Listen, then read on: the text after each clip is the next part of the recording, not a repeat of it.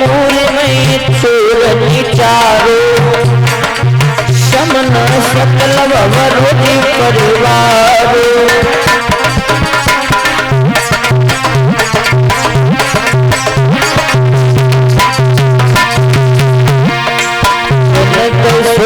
जब तुमने ज्ञान की से प्रिय प्रवाणी दान की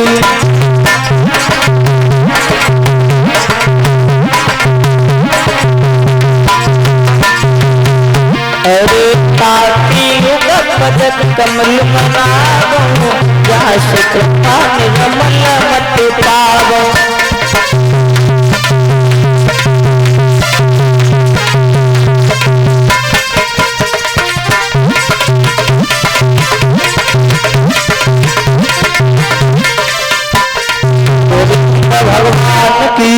बोल भागवत महापुराण की। ध्यान दें, जहाँ तक भी मेरी आवाज पहुंच रही है वहां तक के सभी भक्तों से मेरा निवेदन है कि सभी भक्तों ग्रह कार्य को विराम देकर के कथा पंडाल में आने की कृपा करें। भागवत प्रारंभ हो चुकी है और आज गंगा मैया के किनारे शुक्रताल पर बैठे हुए परमहंस ज्ञानी श्री सुखदेव जी महाराज कथा श्रवण कराते हुए बोले, हे उत्तरानंदन परीक्षित, तुम्हें श्राप लग चुका है कि आज से 7वें दिन तुम्हें तक्षक नाम का सर्प डसने के लिए आएगा, तुम्हारी मृत्यु हो जाएगी। महाराज इस भय को मन से निकाल दीजिए, क्योंकि जो भी इंसान इस दुनिया में जन्म लेकर के आया है परीक्षित महाराज, उसे एक ना एक दिन अवश्य जाना है। लिखा है किसी विद्वान में कि आया है सो जाएगा, राजा रंग फकीर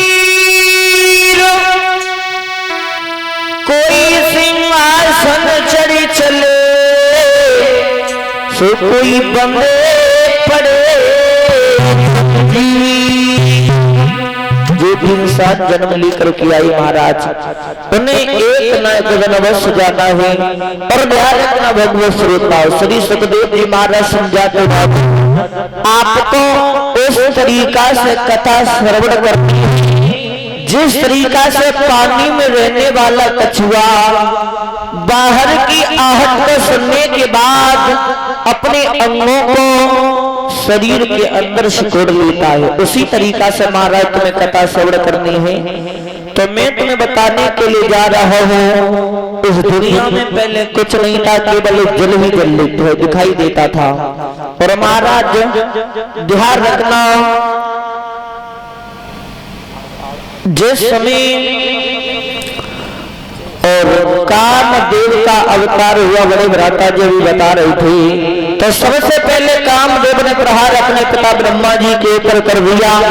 और जैसे ही ब्रह्मा जी के ऊपर कामदेव ने प्रहार किया तो कामदेव ने अपनी लड़की को रोका महाराज। जैसे ही लड़की को रोका, लड़की ने बहुत विनती की, जवाब दिया, पिताजी आगे चलकर के इस दुनिया में लोग क्या सोचेंगे हमारे और तुम्हारे बारे में।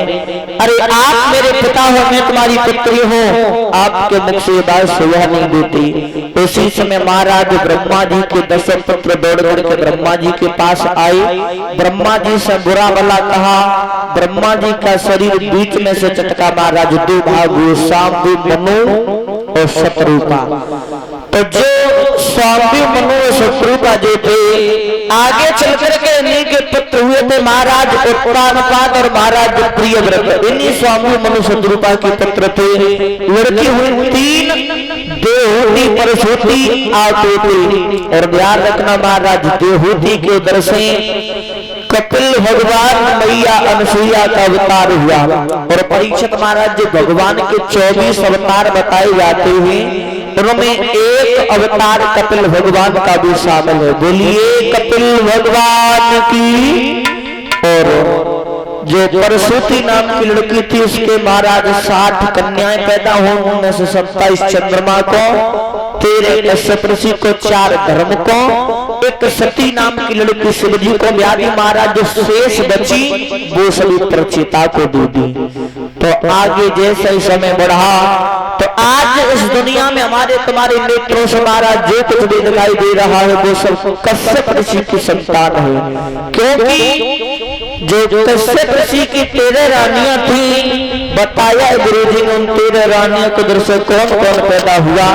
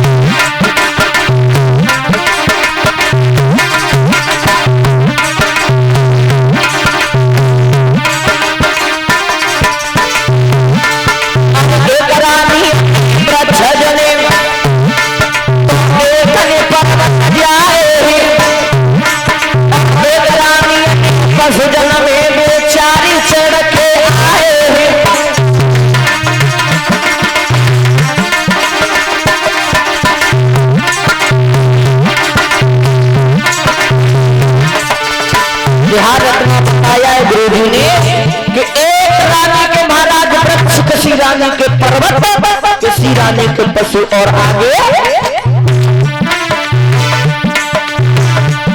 और एक रानी ने पशु जमाने चारी चरण आए हैं। एक रानी पक्षी जने उड़िया मन आए हैं।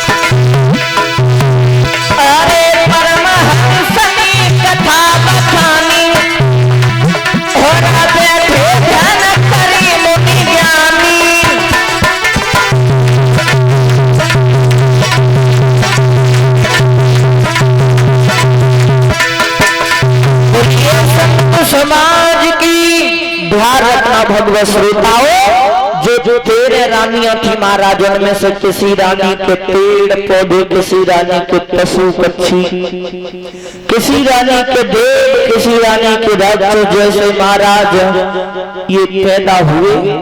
तो एक दिन का समय था कि भगवान भोले बाबा जो रहे मैया सती को लेकर के कुंभ का मेला देख करके वापस आ रहे थे परीक्षित महाराज भोले बाबा।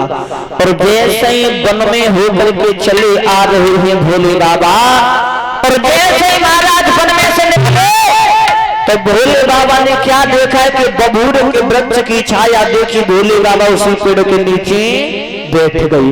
और जैसे ही भोले बाबा बैठे, इधर तो भोले बाबा बैठे, लेकिन महाराज उधर हुआ कि वन में भगवान श्री राम की पत्नी जो थी मैया सीता, उनका हरण हो गया था। तो भगवान श्री राम वन वन में पशु पक्षियों से पूछ रहे भगवान श्री राम क्या कि हे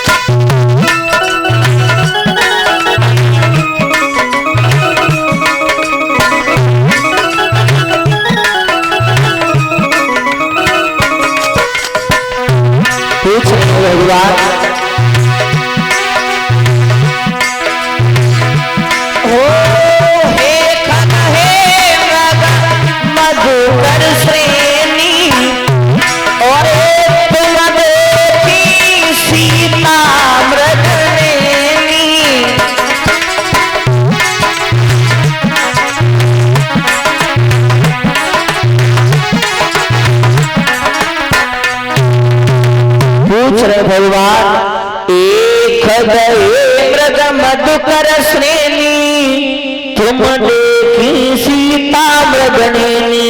भगवान पेड़ पौधों से पशु पक्षियों से पूछ रहे कि आपने हमारी सीता को देखा है?